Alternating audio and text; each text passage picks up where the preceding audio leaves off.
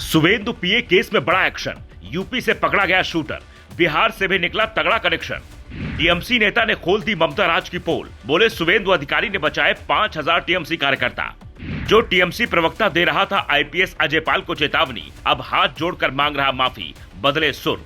ये है टीएमसी के प्रवक्ता रिजू दत्ता, जिन्हें इन दिनों पार्टी ने सस्पेंड कर दिया है। इन्होंने हार के बाद आईपैक से जुड़ाव को लेकर ममता बनर्जी और अभिषेक बनर्जी पर सवाल उठाए थे, जिसके बाद इन पर एक्शन हुआ और इस एक्शन का असर ऐसा हुआ कि इन्होंने प्रवक्ता रहते जो बयान दिया था उस पर सबसे पहले खेद जताया। इन्होंने कहा, मैं इस वीडियो के माध्यम से आईपीएस श्री अजय पाल शर्मा जी को ये सीधी तरह कहना चाहता हूं कि जो भी बातें मैंने कही थी वो एक पार्टी के प्रवक्ता के तौर पे पार्टी के हेडक्वार्टर में बैठ के पार्टी का लाइन पकड़ के मैंने कहा था। कोई ये व्यक्तिगत टिप्पणी नहीं थी, ना ही मेरे साथ आपका कोई व्यक्तिगत विवाद है।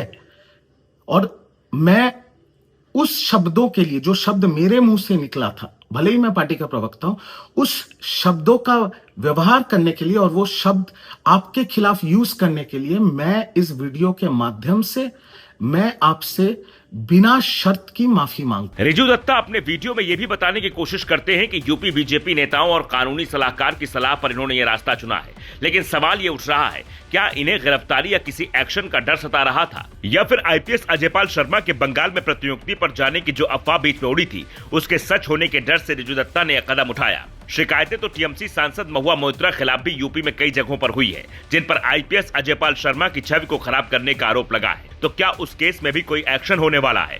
रिजू दत्ता तो यही नहीं रुकते, बल्कि नए सीएम सुवेंदु अधिकारी के धैर्य की भी सराहना करते हैं। वो कहते हैं, जिस दिन इनके पीए चंद्रनाथ रथ को मारा गया, शुभेंदु अधिकारी ने कम से कम 5000 टीएमसी कार्यकर्ताओं की जान बचाई है।